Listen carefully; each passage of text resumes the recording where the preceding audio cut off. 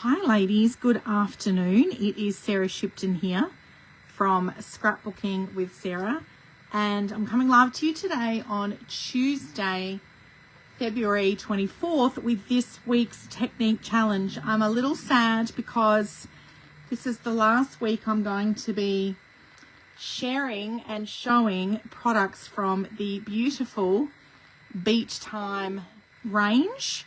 We've been working with the Beach Time Scrapbooking Workshop Kit and Scrapbooking from Scratch products this month, and also some products from the Beach Boardwalk Suite collection as well, because they coordinate with the other products. So you've got lots of creative options here, whether you are a scrapbooker, a card maker, or a paper crafter. Obviously, I'm predominantly a scrapbooker. So every week when I go live for Technique Tuesday, my demonstrations are focused on helping you to create gorgeous 12 by 12 inch scrapbooking layouts. So hello to those of you that have joined us live today, Sonia, and someone else has popped on, but their name hasn't come up as of yet.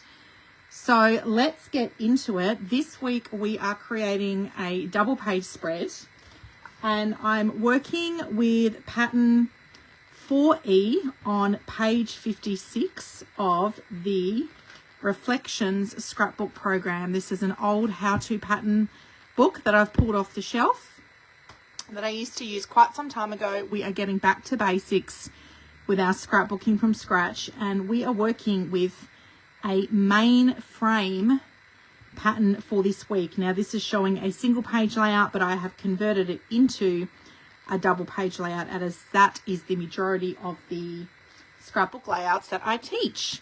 So to create your scrapbook layout, you're going to need 2 sheets of either base cardstock, which I've used here. I've got the color Summer Splash. We've got the lighter tone on the other side, so I'm using the original color Summer Splash. I've used cardstock for my base pages. You can use designer series paper if you wish. And then we've got this large sort of rectangular shape running through the middle here. You're going to need, I've used designer series paper, so you'll need 2 sheets of designer series paper or cardstock, and you're going to cut this piece at 11 by 8.5 inches. Now 11 is the height and 8.5 inches is the width. Okay, so I actually just cut an inch off my 12 inch of the designer series paper, and then I took the 8.5 off. So you want to make sure you've got the orientation of your paper up the right way if you are going to use designer series or pattern paper.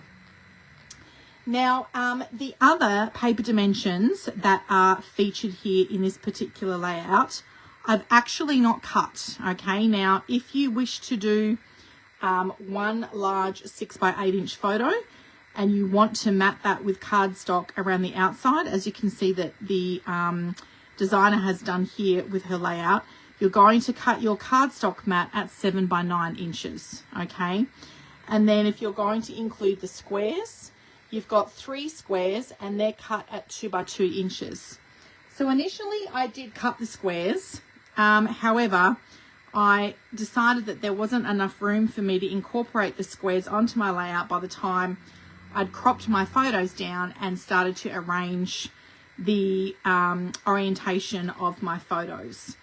So I've been talking about this the last few weeks actually, when you've got just sort of like a base 12 by 12 inch layout and you're not cutting your photo dimensions the same that you might see in a pattern that you like. You might really like the pattern, but you don't, or the blueprint, but you don't necessarily want, in my situation here, I didn't want a large 6 by 8 inch photo. Some of my customers actually use apps called the Pic Collage or Photo Collage app. You can download them for free, and they might choose a collage this size, print it as a 6 by 8 inch photo, but in the collage they might have multiple photos on that one 6 by 8 inch photo. So you can use applications on your devices. This is literally just on their smartphones or their tablets. So you literally can use the app for that purpose and then just print one 6 by 8 inch photo. You definitely could do that. in this particular situation, I had these photos that were taken on South Beach at Miami. So we took a trip to the US a couple of years ago, and we did a cruise from Miami through the Caribbean. So we had a few nights in Miami before we boarded the ship, and one of those days we spent walking the boardwalk along Miami Beach down south to South Point Pier. And you can walk along the edge of this pier, and this is actually where the cruise ships come out through, and they pass by you to head out to sea. And so we spent a little bit of time in this particular neighborhood in Miami, and one of the things I loved about spending time in this neighborhood was obviously checking out some of the restaurants that I had found in my research on like Instagram, with the beautiful bright colored buildings, and then the beach, looking back at the beach down Miami, or up north I should say, up Miami, and the beautiful palm trees, the high rises. I loved all of the homes, just the art deco homes, and the photos and the colors with the little mopeds parked out the front. It was just such a vibe. I really loved this neighborhood. And so I love to capture, obviously, not just people when I'm traveling or on holidays or experiencing new things. I like to take photos of the surroundings as well, because it really does give me a great sense of memory keeping. So I'm looking at these photos and I'm literally remembering Darren and I walking down the pier, stopping to take photos, walking onto the sand. It's just so cool. It's one of the many things that I love about scrapbooking and memory keeping. So I've got these photos, right, and I know that they're going to work perfectly with the Beach Time range of products. And I love the pattern, but I need to change the orientation of my photos. So what I do in this instance is I will crop my photos down to the size that best suits the photo. So in this instance, I've left these three photos, these two photos as 4x6 inch. I've got a flip flap on the top of my memory protector here. And this photo I cut down, I've stuck on a 4.25 by 6.25 inch mat. But there was a big waste of space here at the top of this boardwalk. So I've actually cut that photo down. I've kept the 4 inches, but I've just cut off the excess to the top of the building. And then as you can see here, this has allowed room for my embellishment cluster. Let's take this out of the memory protector. This has allowed room for my embellishment cluster. So I've stamped the word hello here.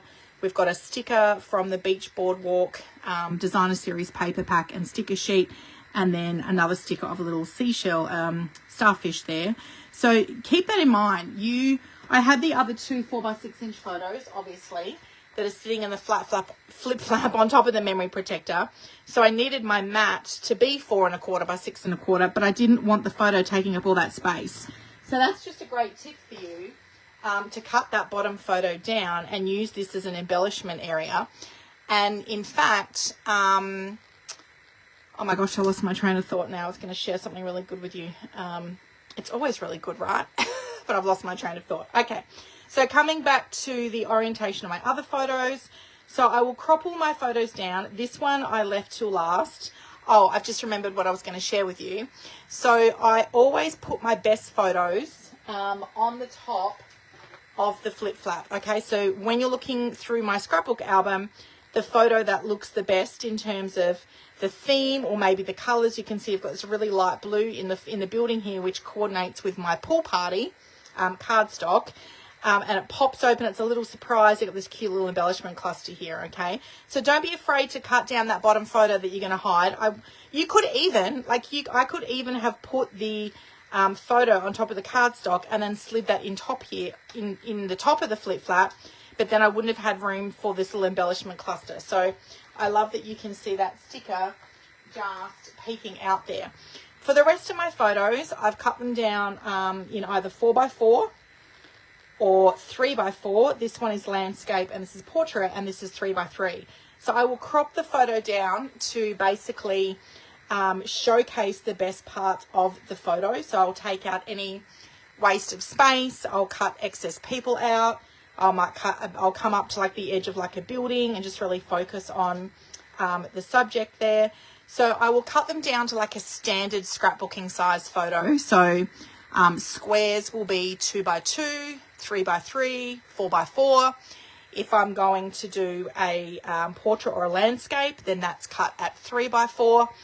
And that's pretty much really how I go with cropping my photos down, taking it from a 4x6 inch photo, so this one here, and making it a smaller size photo. So this one, I'll give you a little tip actually.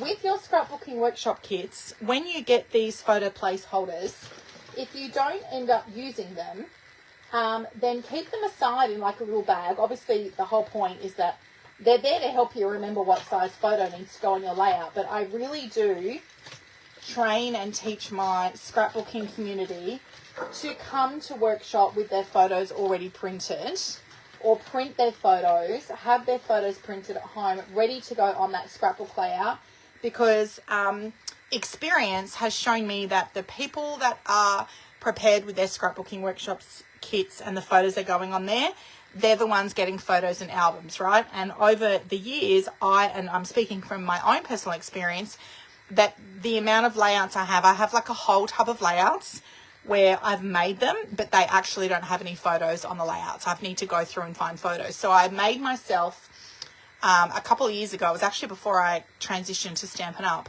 I made myself a commitment, a promise that I would have photos down on layouts at the time I made them, okay? So the majority of my photos do have those layouts. So what that means is I'm ending up with all these excess photo placeholders, and I save them. You could actually use this as a guide. If I put this over the top here and I wanted to cut that down 3x4, you can see that I could do that and really just get Darren and I's face out of that. If I wanted to go a 4x4, I know the width is going to match my photo, but this is where I'd use my placeholders as a guide. I would cut across here, and then I would line that up in my trimmer and I would trim that down to a 4x4. If I wanted to make it even smaller, I could go 3x4, and I would even consider going all the way down to a 3x3, because ultimately, and you can see here where I've culled photos, I've got 3 photos of us, and these 2 are the better of the ones, just in terms of the shadow and the light. I could even make that a 3x3 if I wanted to. I would be coming right down to my chin. We would be quite centered, and I'd just be cutting off the top of Darren's head there. So when I do that, because I have a lot of people, when I am working with them with scrapbooking workshop kits, and you have to cut your photo down to a particular size, a lot of people really freak out with that, because it's, oh my God, I can't cut my photo. And like, I completely get it, because I literally used to be exactly the same way. But when you look at this, the only thing that really matters in this photo here is Darren and I. Now, if I was wearing maybe a necklace that was like, you know, one that he'd given me for a wedding anniversary present, or it was sentimental and it was the only photo I had of me on this layout wearing that necklace, and that's the kind of stuff I think about leaving in my photo. If there was a special building in the background, you know, that sort of stuff. But really, when you put that placeholder over the top of your photo, you can see here, I don't need my double chin in that photo here, and I don't need my handbag with my singlet and my bra straps showing. I don't need Darren's backpack and his Tommy Hilfiger logo there. I literally could just cut that down and just have our faces, okay? So I hope that helps you when it comes to thinking about culling your photos, and then also cropping them down to the size that you might need. So I will sit, I've made the layout, then I crop the photos, and then I have a play around with where they're going to lay out. So I typically have the larger photos at the bottom to kind of balance that out. You can see here, I've actually, this piece, you're going to stick this larger pattern piece, 1/2 inch, you're going to have this 1/2 inch border the whole way around here. So then you've got this thicker border on either side, and then another 1/2 inch border on this side. Now, because I had a 3x4 landscape here and a 4x6 coming out, this meant that these photos went over the top of the pattern paper onto the cardstock, but that's totally okay. You can still see the title that I've got running down the left-hand side here, and it is all good. You could even change the orientation of your pattern. So you could have the designer series paper running that way, and you could have your title all the way across the top. You can even have your title in the middle, running through the middle here if you like, and have your photos on the outside. So it's really whatever works best for you. So that is the pattern that we are creating with this week, okay? Because I've got this gorgeous designer series paper with all the palm trees on here, I've matted all of my photos just to make them pop using Pool Party cardstock, and it's the lighter side of the two-tone Pool Party cardstock. And then I have stuck my photos down using my Stampin' Dimensionals. So these are, it's thicker adhesive, like a foam adhesive. I've only got the mini ones here. I've run out of the large ones. So then I was putting one in every corner, a couple in the middle, and ones on the outsides as well. So popping those dimensionals underneath your photos before you stick them down on top of this pattern paper is just going to really help to make that lift. What I'm here to do today to show you, once you've laid your photos out with where you've got them and they're all balanced and you're feeling great about that, I've actually done a title down the outside of my page. I know that here on the layout, it's actually got the title on the inside, so you do whatever works best for you. I thought I would trial having my my title running down the outside of my page, and sometimes I've run my title running that way. And this week, because the title works so perfectly in terms of the number of letters in Miami and Beach both matched, I decided to pop it down the outside, but actually have the letters facing downwards, if that makes sense, instead of having Miami going that way. So I hope that makes sense. Give me a thumbs up there. So I'm going to demonstrate the ABC, the party alphabet letters, to you first of all. So I've got my Stampin' Cut and Emboss machine here, and let's hope the machine plays nicely today, because, well, actually, it wasn't the machine, it was the person using the machine. But in my defense, I was demonstrating a embossing folder a few weeks ago, and the embossing folder did not have 3D on the package of the product. So this is what I want to point out here. I've got my Stampin' Cut and Emboss machine. I've got all my plates. So I've got plate number 1. So this is my base plate. I've got plate number 2. You're going to need this if we're going to do die cutting, and we are going to do die cutting first, because I'm going to cut out my party alphabet dies first, and then I'm going to run that through the embossing machine afterwards. Now, you definitely could do it the other way around. You could emboss your cardstock first with your embossing folder, and then you could put your party alphabet dies over the paper you've embossed.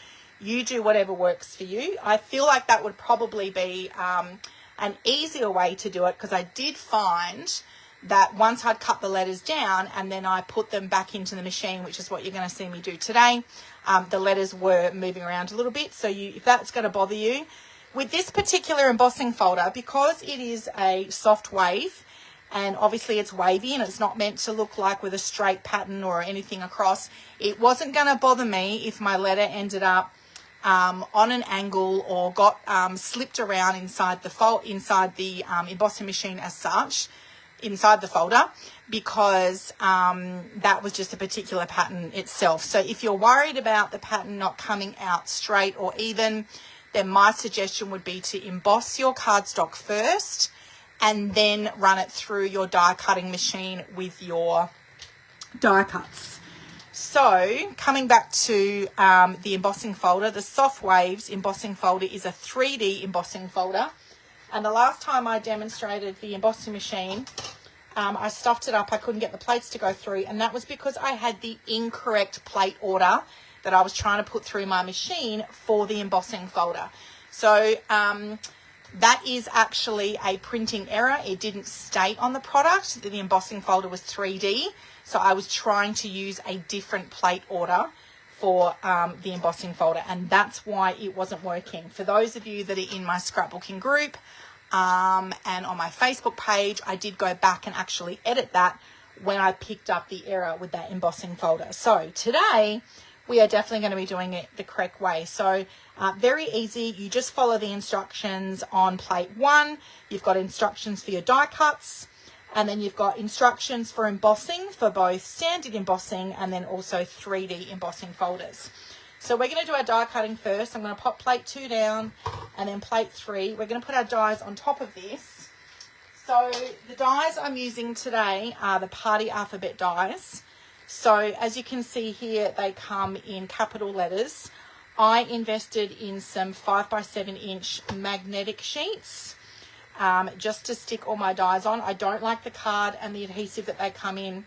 I prefer to have them on the magnetic sheet, so I've actually transferred them all onto there, and then they come inside this carrier envelope, okay? So I'm going to cut my dies down first. I don't have a particular word that I want to cut out, but I have got some leftover scrap paper here, so I am going to use up that space, and we're going to grab the letter I.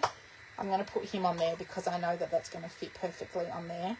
So I'm just putting my die over the top of my pool party cardstock, and then I'm going to hold that in place with some washi tape.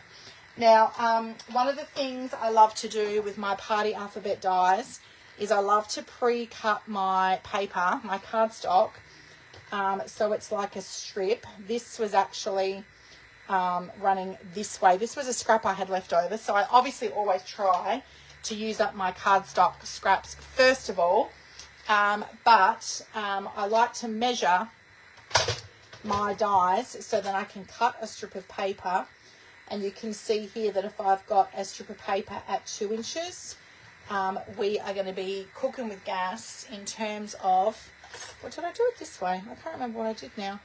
That's 2.5. So I could do it 2.5 if I wanted the letters to go horizontally. I could cut it at 2 inches if I wanted the letters to go vertically. So you just do whatever works best for you.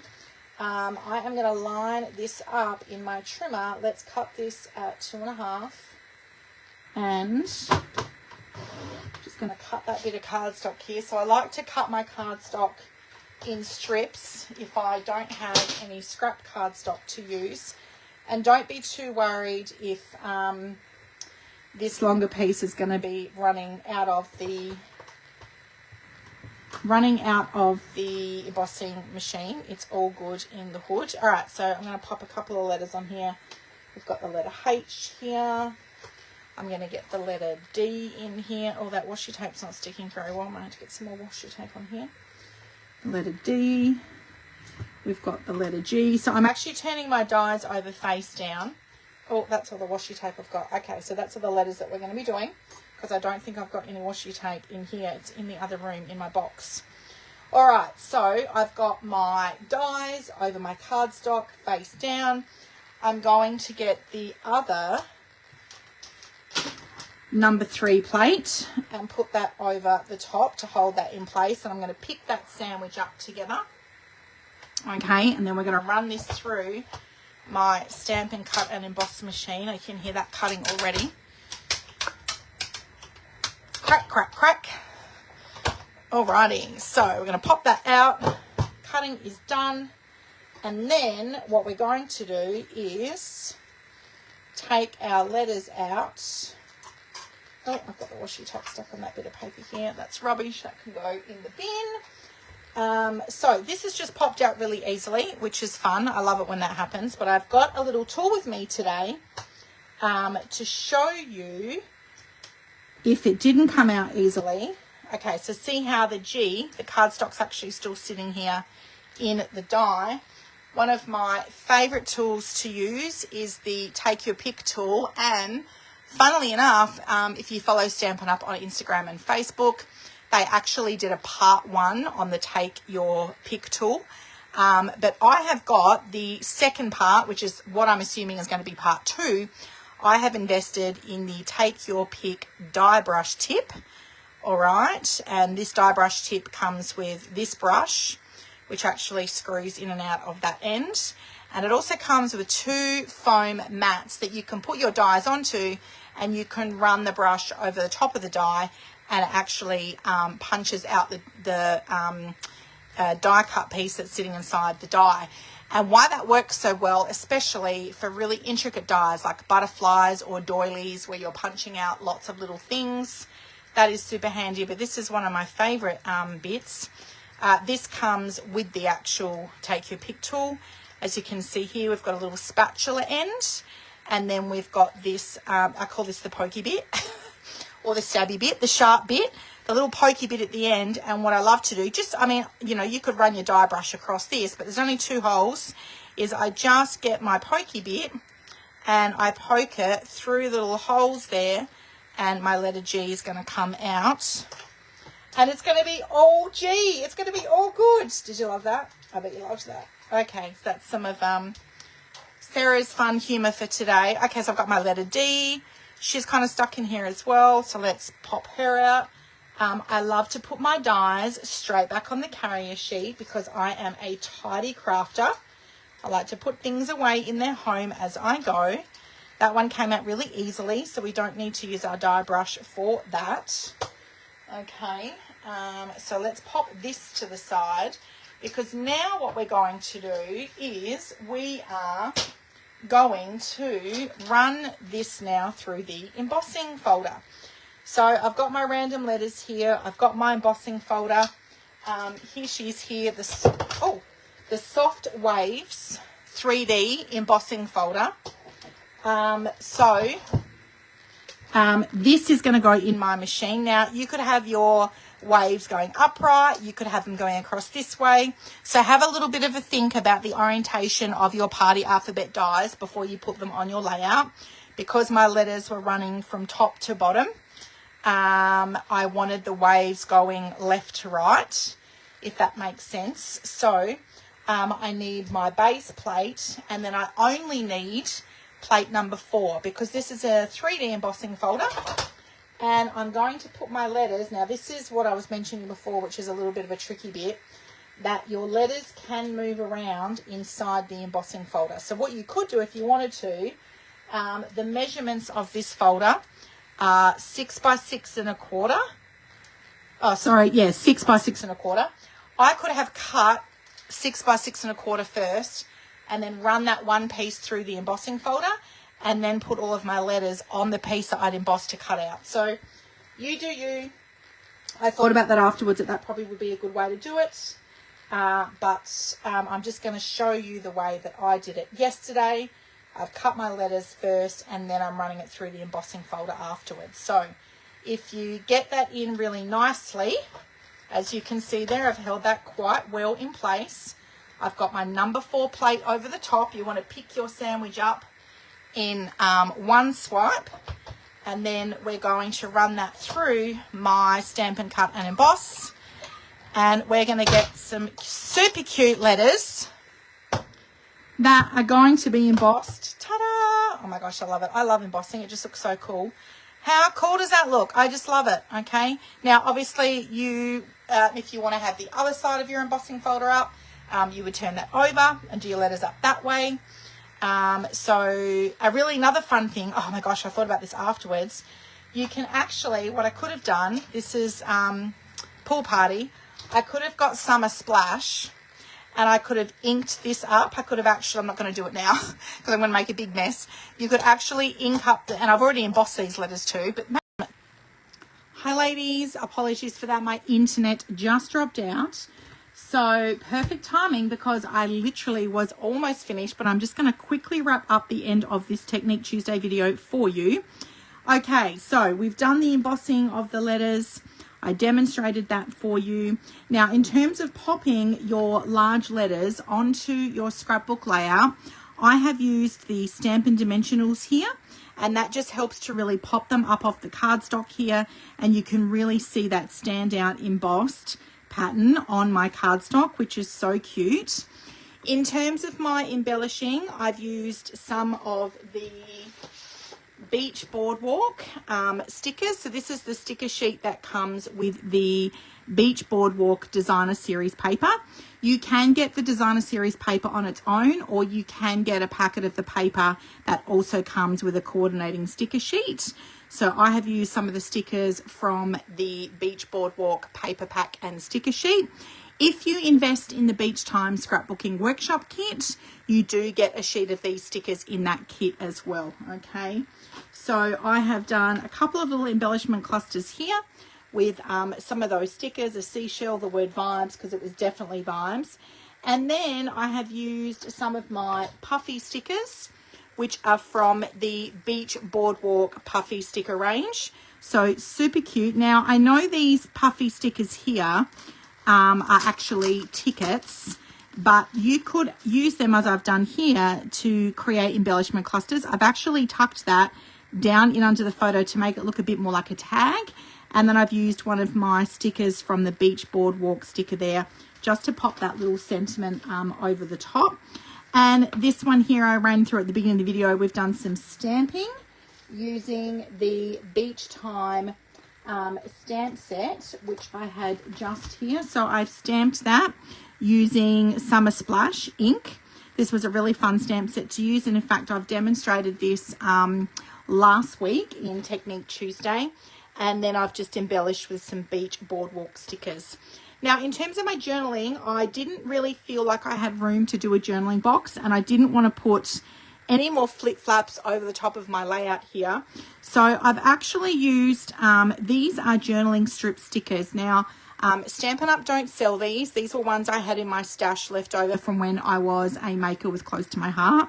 However, you can get the same effect with your White Willow cardstock. If you cut that down into 1/4 inch strips, I like to journal and then just cut with my micro tip scissors, and then I do that at different lengths. So I do the journaling first. I make sure it's not going to be too long. It's going to fit under this 4x4 inch photo.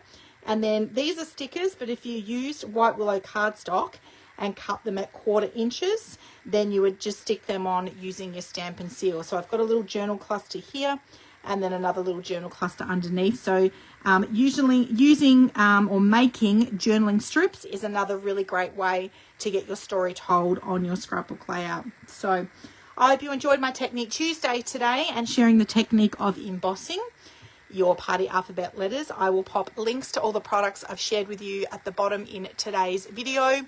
I will edit these 2 videos as well and merge them into one to post to my YouTube. I'll leave them in the group as 2 videos, but I'll make sure that I pop the comments and the links with all of the products that I've shared with you today. Thank you so much for watching, ladies. Have a great week, and I can't wait to see the layout that you come up with for week 4 scrapbooking in February. Bye for now.